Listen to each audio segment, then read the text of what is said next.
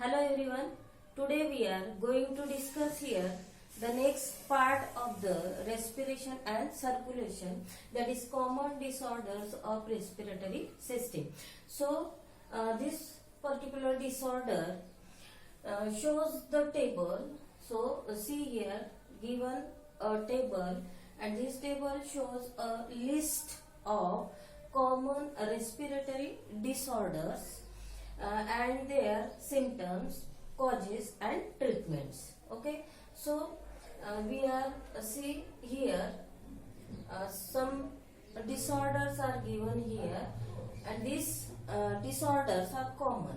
Okay, some common disorders are given or we will study here. Okay, so the first one is that is a respiratory disorder, emphysema. Okay, so what is the meaning of emphysema? तर एम्फायसिमा ही जो disorder आहे, तर particularly हा जो disorder आहे actual काय, तर अशी uh condition in which the air sac of the lung, अशी कंडिशन येते की लंग्स मध्ये जे एअर सॅक असतं ते एअर सॅक काय होतं, डॅमेज होतं and enlarge, damage and enlarge. That particular condition is known as emphysema. म्हणजेच काय की एअर सॅक जे असते लंग्स मध्ये ते डॅमेज होतं आणि त्याच्यामुळे हा डिसऑर्डर फाउंड होतो. So this particular disorders we will see some symptoms. So in this disorder breakdown of alveoli, म्हणजेच काय होणार की एअर सॅक जर डॅमेज झाली तर त्याचा इफेक्ट कशावर दिसतो आपल्याला, breakdown of alveoli and shortness of breath. तर अल्व्हिओलाईवर जर पर्टिक्युलर इफेक्ट झालं किंवा ब्रेकडाऊन झालं तर शॉर्टनेस ऑफ ब्रीथ, तर ब्रिदिंग मध्ये थोडंसं डिफरन्स जाणवतो. अँड देन त्याचा कॉजेस काय असेल, मग स्मोकिंग अँड एअर पोल्युशन. तर नेहमी आपण ऑलवेज स्मोकिंग करतो, त्याचा इफेक्ट तुमच्या लंग्सवर किंवा एअर सॅकवर होतो, त्यामुळे ते डॅमेज होते. आणि त्यानंतर परत आपण एअर पोल्युशन मध्ये नेहमी आपलं सर्व्हायव्हल असतं, त्यामुळे सुद्धा आपली एअर सॅक जी आहे लंगची ती डॅमेज होते. मग त्याच्यावर ट्रीटमेंट काय आहे, तर क्वाईट स्मोकिंग मग काय करायचं, क्वाईट करायचं म्हणजेच कमी करायचं. Then avoid polluted air. तर पोल्युटेड एअर, ज्या एरियामध्ये पोल्युटेड एअर असेल तर तो प्लेस थोडंसं आपल्याला काय करावं लागेल, लिव्ह करावं लागेल. Then administer O2 to relieve symptoms. तर ऑक्सिजनची जे अमाऊंट आहे तो अमाऊंट थोडंसं आपल्याला वाढवावं लागेल, जेणेकरून आपल्याला हा जो एम्फायसिमा डिसऑर्डर आहे, रेस्पिरेटरी डिसऑर्डर, त्याला आपल्याला ट्रीट करता येईल. Okay, then second one is that is chronic bronchitis. तर मग आता ब्रॉन्कायटिस म्हटलं येतं, तर एक्झॅक्ट आपण बघूया की ब्रॉन्कायटिस कशाला म्हणणार. तर ब्रॉन्कायटिसचे हे दोन डिसऑर्डर्स आहेत, एक आहे क्रोनिक आणि दुसरा आहे acute. Okay, so first of all we need to understand what is the bronchitis. So inflammatory जी कंडिशन असेल ऑफ ब्रॉन्की, तर ब्रॉन्कीची जी इन्फ्लॅमेटरी कंडिशन असते that condition is known as bronchitis. तर ब्रॉन्की जी आहे तर ते ब्रॉन्कीमध्ये थोडंसं काय इन्फ्लॅमेशन येतं आणि त्यामुळे आपल्याला ब्रॉन्कायटिस हा डिसीज फाउंड होत असतो. So this particular disease are of two types. First one is chronic and another one is acute. So in this disorder, we found a particular symptoms, and that symptoms is coughing, shortness of breath. तर कफ होतो यामध्ये आणि shortness of breath, तर breathing मध्ये थोडंसं shortness असतं. मग ते कशामुळे होत असतं, त्याचं रिझन काय, causes. What is the causes, smoking and air pollution. Okay, then another one is that is treatment काय असेल मग त्याच्यावरती. जर smoking, more amount of smoking जर केलं तर आपल्याला क्रोनिक ब्रॉन्कायटिस होऊ शकतो. देन एअर पोल्युशन सुद्धा त्याच्यावर इफेक्ट करतं. मग त्यावर ट्रीटमेंट काय असणार, तर मग परत आपल्याला स्मोकिंग असेल तर ती स्मोकिंग कमी करावं लागणार. अवॉइड पोल्युटेड एरिया जो असेल तो कमी करावा लागणार. Then if possible move to warmer and dry climate. तर पॉसिबल असं होईल त्या ठिकाणी, म्हणजे वॉर्मर ठिकाण असेल किंवा प्लेस असेल, ड्रायर क्लायमेट असेल त्या ठिकाणी मग आपल्याला काय करावं लागेल, थोडंसं मुवमेंट आपली शो करावं लागेल की जेणेकरून क्रोनिक ब्रॉन्कायटिस जो आहे तो त्याला आपण काय करणार, ट्रीट करू शकू. Then another one is acute bronchitis. तर ब्रॉन्कीमध्ये इन्फ्लॅमेशन होतं. ओके, म्हणजे ब्रॉन्की जी आहे, ब्रॉन्की म्हणजे कुठे, आपल्या लंग्स मध्ये जाणाऱ्या दोन सेपरेट ज्या ट्यूब आहेत, ट्रकियामधून ज्या सेपरेट होणाऱ्या दोन ट्यूब असतात त्याला काय म्हणतात, ब्रॉन्की म्हणतात. मग त्या ब्रॉन्कीमध्ये इन्फ्लेमेशन होतं. आणि इन्फ्लेमेशन झालं की क्रोनिक आणि अॅक्यूट हे जे डिसऑर्डर आहे रेस्पिरेटरी ते होत असतात. So first that is a symptoms काय दिसणार? इन्फ्लॅमेशन ऑफ ब्रॉन्की मध्ये इन्फ्लॅमेशन, देन त्यानंतर शॉर्टनेस ऑफ ब्रीथ. मग इन्फ्लॅमेशन झालं की आपल्याला रेस्पिरेशन करायला थोडंसं काय होत असतं? डिफिकल्टी. देन येलो म्युकस कफ, तर कफ होत असतो आणि कफ मध्ये आपल्याला जो म्युकस असतो येलो कलरचा, तो येलो कलरचा म्युकस फॉर्म होत असतो. मग ऍक्च्युली अॅक्यूट ब्रॉन्कायटिस जो आहे तो त्याचं जे रिजन आहे किंवा कशामुळे होत असतो, तर व्हायरसेस अँड बॅक्टेरिया. ओके, व्हायरसेसमुळे आणि बॅक्टेरियामुळे अॅक्यूट ब्रॉन्कायटिस हा जो डिसीज आहे हा होत असतो. त्याच्यावर ट्रीटमेंट काय असणार? इफ बॅक्टेरियल, जर तो बॅक्टेरियल असेल टेक अँटीबायोटिक. बॅक्टेरियल असेल तर त्याला आपण काय करणार? ट्रीट करण्यासाठी अँटीबायोटिक घ्यायचं अँड डिकॉन्जेस्ट ऑफ यूज वेपराइज. आणि जो काय म्हणू आपण त्याला की जो कफ आहे त्या कफला कमी करण्यासाठी वेपराइज स्टीमिंग ज्याला म्हणू आपण, ते स्टीम घेतलं की हा जो अॅक्यूट ब्रॉन्कायटिस आहे तो बरा होऊ शकतो. देन नेक्स्ट आहे लॅरिंगिटिस. ओके, देन नेक्स्ट आहे लॅरिंगिटिस. तर लॅरिंगिटिस हा जो सिम्पटम्स आहे किंवा आपण त्याला काय म्हणणार, पर्टिक्युलरली आपण इन्फ्लॅमेशन जे होत असतं ते लॅरिंग्स थ्रू होणार. याचं रिलेशन कशाशी आहे? लॅरिंग्स. म्हणजे लॅरिंग्स जे आहे, लॅरिंग्स मध्ये प्रॉब्लेम किंवा काही आपल्याला थोडंसं रेस्पिरेशन मध्ये थोडं मागे पुढे किंवा कमी जास्त डिफिशियन्सी म्हणू आपण एक प्रकारे त्याला. तर लॅरिंग्स मध्ये डेफिशियन्सी रेस्पिरेटरी जी गॅसेस एक्सचेंज आहे त्यामध्ये आपल्याला डेफिशियन्सी जाणवतं. सो तर हा कशाशी आहे? लॅरिंग्स. मग इन्फ्लॅमेशन लॅरिंग्स मध्ये इन्फ्लॅमेशन जाणवेल. त्यानंतर सोर थ्रोट, म्हणजे आपला जे थ्रोट असेल, घसा जो असेल तो थोडासा सोर होतो, म्हणजे आपण त्याला असं ड्राय झाल्यासारखं. देन हॉर्सनेस ऑफ व्हॉइस मध्ये हॉर्सनेस येणार. देन म्युकस बिल्ड अँड कफ, आणि म्युकस बिल्ड होणार, म्युकस फॉर्म होणार आणि ते जे कफ आहे ते कफ मोर अमाऊंट मध्ये आपल्याला येणार. देन ते पण कशामुळे होत असतं? त्याचा कॉज काय आहे? Viruses and bacteria. त्याला आपण कशा पद्धतीने ट्रीट करू? इफ बॅक्टेरिया, परत तो बॅक्टेरियल असेल तर टेक अँटीबायोटिक्स. ओके, तर आपण काय घेणार तिथे? अँटीबायोटिक्स. अँड त्यानंतर कफ मेडिसिन्स. तर कफ मेडिसिन जे आहे ते घ्यायचं आणि व्हॉइस रेज द्यायची. म्हणजे जिथे तुम्हाला जास्त बोलावं लागत असेल तिथे थोडंसं तुम्हाला काय करावं लागेल? व्हॉइस जी असेल त्या व्हॉइसला थोडं रेज द्यावं लागेल. Okay, so these are the some respiratory disorders. Then see here the next respiratory disorder is sinusitis. Okay, so this sinusitis it affects our sinuses. It affects our sinuses. So what is the symptoms of sinusitis? So inflammation of sinuses. तर sinuses मध्ये inflammation होतं and then mucus discharge, आणि mucus हा discharge होतो. तर कशामुळे ते होत असेल? So this affects viruses and bacteria and then we treat if this particular disorder bacterial from bacterial, so we take antibiotics. At that time we take antibiotics or we use a vaporize. तर वेपरायझरचा आपण use आपण करू शकतो. Then another respiratory disorder is pneumonia. Okay, so this pneumonia that is the infection of one or both the lungs that cause the inflammation of air sacs. Okay, that is called as pneumonia. Means pneumonia मध्ये काय होत असतं की ते जे infection आहे ते infection one or both the लंग्सला होणार, दोन्ही लंग्सला होणार. आणि त्याचं रिझन हा होणार की ते जे एअर सॅक्स आहेत तर ते एअर सॅक मध्ये इन्फ्लॅमेशन येणार. एअर सॅक मध्ये काय होणार? इन्फ्लॅमेशन येणार आणि त्यालाच काय म्हणत असतात? न्यूमोनिया. ओके, कळलं? न्यूमोनिया म्हणजेच काय की त्याचा इन्फेक्शन जे आहे वन किंवा बोथ द लंग्स वर होणार. ओके, आणि त्याचं रिझन हा होणार की एअर सॅक मध्ये इन्फ्लॅमेशन येणार. म्हणजे सिम्पटम्स काय दिसणार? मग inflammation of lungs, then cough and fever. Cough पण होणार आणि त्यामध्ये फिवर पण येणार. देन शॉर्टनेस ऑफ ब्रीथ, तर ब्रिदिंग मध्ये शॉर्टनेस येणार, म्हणजे आपल्याला रेस्पिरेशन करायला डिफिकल्टी येणार. Okay, that particular respiratory disorder is pneumonia. Then This pneumonia causes bacteria and viruses. Okay, bacteria आणि viruses मुळे pneumonia हा disease होतोय. Then what we treat? So first of all we consult physician. पहिल्यांदा आपण काय करायला पाहिजे, कन्सल्ट करायचे physician.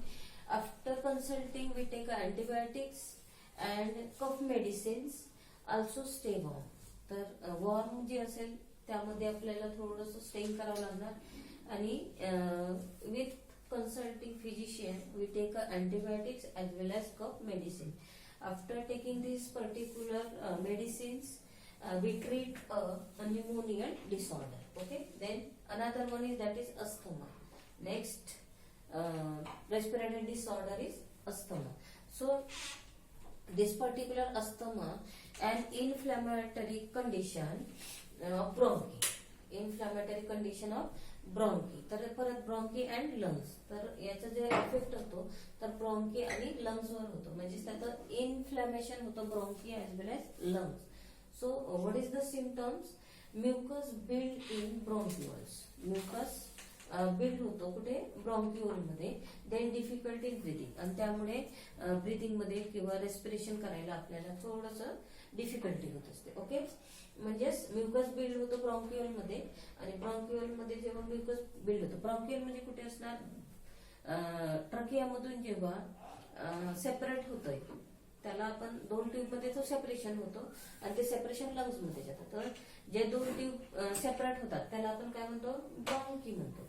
आणि परत त्या ब्रॉन्की लंग्सच्या आतमध्ये परत सेपरेट होत असतात डिफरंट ट्यूब मध्ये, त्याला आपण काय म्हणतो? ब्रॉन्क्युअल. तर मग त्या ब्रॉन्क्युअल मध्ये काय होतं? म्युकस बिल्ड होणार, आणि म्युकस बिल्ड झालं की मग आपल्या ब्रिदिंग किंवा रेस्पिरेशन सिस्टीमला अफेक्ट करतं आणि आपली जी ब्रिदिंग असेल ते ब्रिदिंग मध्ये डिफिकल्टी येतं. मग ते कशामुळे होणार? Allergy of pollen. तर पोलन ग्रेन्स असेल किंवा पोलन्स असतील त्याची ॲलर्जी असेल आणि त्या कंडिशन मध्ये आपण सर्व्हाइव्ह करत असेल तर तो आपल्याला अफेक्ट करणार रेस्पिरेटरी सिस्टम. देन फूड्स पण अफेक्ट करेल त्यासाठी. So then we treat. So avoid irritants, जे काही तुम्हाला इरिटेट करत असणार किंवा एलर्जी असेल अशा जे वस्तू असतील त्याला आपल्याला काय करावं लागेल? Avoid. Use the inhalant to open passage. आणि this particular treatment we cure a asthma respiratory disease. Then last one is that is occupational respiratory disorders. So here is occupational. There are two diseases. First one is silicosis and another one is asbestosis. Okay, these two diseases are occupational respiratory diseases. आता occupational म्हणजे एखाद्या कंपनीमध्ये फॅक्टरीमध्ये आपण work करतो आणि त्या particular कंपनीमध्ये जे पार्टिकल्स निघतात मग ते पार्टिकल्स आपले फायब्रस लाईक असू शकतात किंवा काही मॉलिक्युल्स मध्ये सुद्धा असू शकतात. तर मग त्या ठिकाणी काम करणारे जे वर्कर्स असतील तर त्या वर्कर्सच्या रेस्पिरेटरी सिस्टीमवरती ते फायब्रस काय होणार? अटॅच होणार. त्याचबरोबर पार्टिकल्स सुद्धा रेस्पिरेटरी सिस्टमवर अटॅक करणार. तर त्यामुळे काय होणार की सिलिकोसिस आणि ऍस्बेस्टोसिस हे जे डिसीज आहेत ते डिसीज होतात. म्हणजे त्यामध्ये काय होणार? Inflammation of fibrosis. तर इन्फ्लॅमेशन ऑफ फायब्रोसिस म्हणजेच काय म्हणणार आहे? तर सो सिलिकोसिस. तर silicosis, what is the cause of silicosis? By long term exposure to dust containing silicon particles. Okay, तर डस्ट पार्टिकल्स किंवा ज्याला आपण डस्ट कंटेनिंग सिलिकॉन जे असते सिलिकॉन, तर अशा पर्टिक्युलर एरियामध्ये आपण वर्क करतो आणि तिथून निघणारे म्हणजेच काय असणार? ते स्टोन असणार, क्रशर्स आणि कन्स्ट्रक्शन ऍक्टिव्हिटीज, मायनिंग. ओके, तर कन्स्ट्रक्शन साईट असेल किंवा मायनिंग मध्ये वर्क करणारे जे वर्कर्स असतात तर त्या ठिकाणी सिलिकॉन्स हा डस्ट पार्टिकल्स रिमूव्ह होत असतो आणि रिमूव्ह झालेला हा जो सिलिका आहे तो एंटर करतो रेस्पिरेटरी ऑर्गन्स वरती किंवा रेस्पिरेटरी सिस्टीम वरती. ओके, देन ऍस्बेस्टॉस काय? Cause by inhaling asbestos fibres. तर ऍस्बेस्टॉस जे फायबर्स आहेत त्यामुळे काय होत असतं? Asbestosis. Okay, usually develop there to your exposures. Okay, तर it cause silica dust and asbestos particle. Then we treat protective mask and gear during works. तर जेव्हा वर्क करत असतो तर त्यावेळेस आपल्याला काय करायला पाहिजे की particular mask they covered nose part and mouth part. So when we taking these particular precautions after this particular occupational disorder, we treat in proper way. Okay, so these are the common disorder, or these are the some common disorders, and these common disorders they affect respiratory system. Okay, so see here, this is a particular table, and this particular table shown all common respiratory disorders. Okay, so this is a common respiratory disorders. Okay, so this part here is stopped or the completed. Then so the next part of transportation of living organisms. तर different type of living organism मध्ये transportation process कशा पद्धतीने perform होते ते आपण या part मध्ये बघणार आहोत. So as you know that in our surrounding different type of living organisms are present, whether they unicellular as well as multicellular organism. So this particular living organisms show the property that is exchange of gases. So different type of gases जे आहेत ती gases exchange करण्याची process all living organism मध्ये perform होत असते.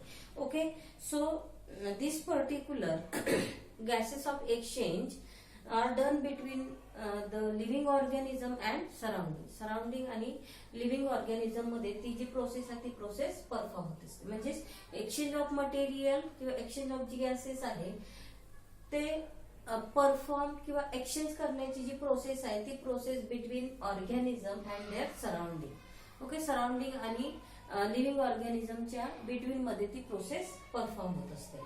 So this particular material obtained from environment and circulate within the body of the cell. Okay, तर ती जी material आहे ते मटेरियल ऑब्टेन केल्यानंतर त्याला बॉडीमध्ये प्रत्येक cell each and every cell मध्ये त्याला ट्रान्सफर केले जाते. Okay, so this particular organism take up oxygen and nutrients from the surrounding. Okay, तर ह्या जी प्रोसेस आहे ट्रान्सपोर्टेशन प्रोसेस, ह्या प्रोसेस मध्ये लिव्हिंग ऑर्गॅनिझम ऑक्सिजन आणि न्यूट्रिएंट्स हे सराउंडिंग मधून ऑब्टेन करतात, गेट करतात, and this circulated within the body, आणि ते सर्क्युलेट होते कुठे within the body for doing various metabolic activities. तर डिफरंट टाइप ऑफ मेटाबॉलिक ऍक्टिव्हिटीजला परफॉर्म करण्यासाठी हे जे प्रोसेस आहे किंवा ट्रान्सपोर्टेशन जे आहे ते ट्रान्सपोर्टेशन व्हेरी व्हेरी इसेन्शियल.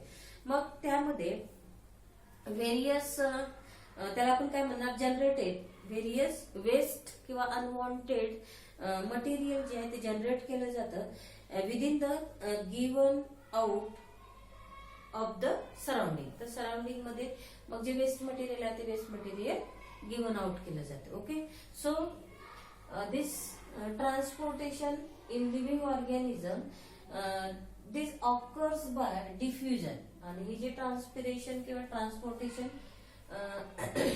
जी प्रोसेस आहे ती ऑकर होत असते diffusion process and by active transport between cell to cell. तर सेल टू सेल मध्ये डिफ्युजन प्रोसेस आणि ऍक्टिव्ह ट्रान्सपोर्ट जी प्रोसेस आहे ती प्रोसेस डन होत असते बिटवीन सेल टू सेल.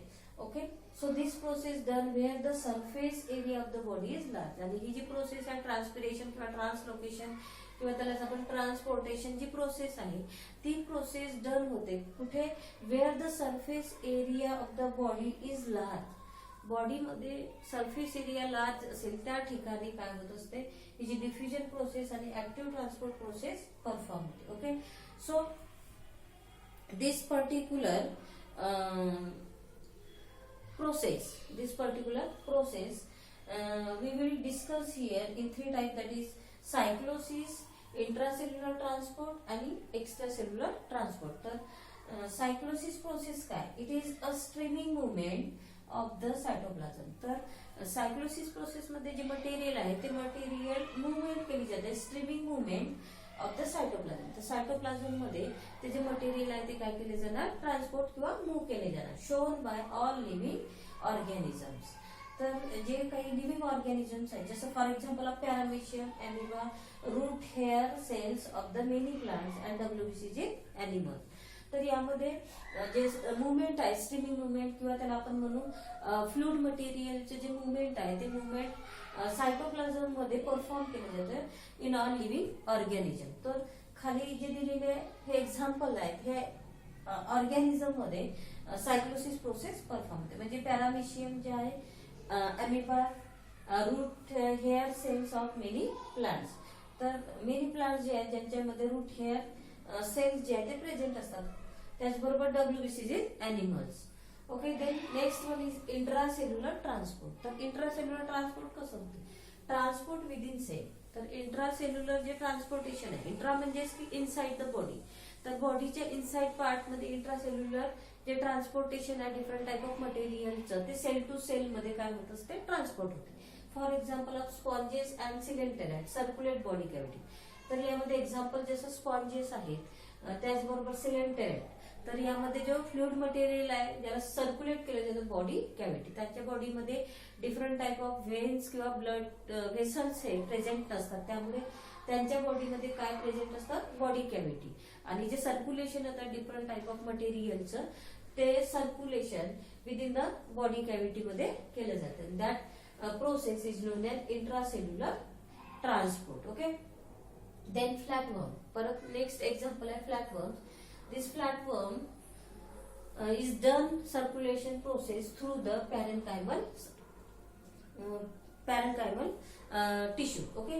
तर फ्लॅटवर्म मध्ये पॅरेंकायमल जे टिश्यूज असेल किंवा पॅरेंकायमल जे सेल्स आहेत त्याच्या थ्रू सर्क्युलेशन प्रोसेस किंवा ट्रान्सपोर्टेशन प्रोसेस परफॉर्म होते. Then next one extra cellular transport. तर एक्स्ट्रा म्हणजेच काय, आउटसाइड द बॉडी. एक्स्ट्रा म्हणजेच काय, आउटसाइड द बॉडी. इंट्रा म्हणजेच काय, इनसाइड द सेल. आणि एक्स्ट्रा म्हणजे आउटसाइड द सेल. ओके. तर आउटसाइड ऑफ द सेल मध्ये जे ट्रान्सपोर्टेशन होते, for example of round worms. जे राऊंड वर्म्स आहेत त्या राऊंड वर्म्स मध्ये एक्स्ट्रा सेल्युलर ट्रान्सपोर्टेशन होत असतं different type of material. So why round worms perform extra cellular transportation, because there is no blood vessel. तिथे blood vessels नसतात and the body fluid is moved around the विसरा. तर विसराची cavity आहे, त्या कॅव्हिटीच्या around मध्ये जे फ्लुइड आहे किंवा डिफरंट टाइप ऑफ मटेरियल्स आहे, ते different type of materials move होत असतात around the viscera by contraction of body wall and muscles. आणि त्यावेळेस काय होणार की कॉन्ट्रॅक्शन ऑफ बॉडी वॉल, बॉडीचे जे वॉल असेल, आउटर लेअर असेल, तर ती आउटर लेअर कॉन्ट्रॅक्ट केली जाते. त्याचबरोबर मसल्स जे असतात ते मसल्स सुद्धा काय होत असतात, कॉन्ट्रॅक्ट होत असतात. Okay, so these are the transportation in living organisms.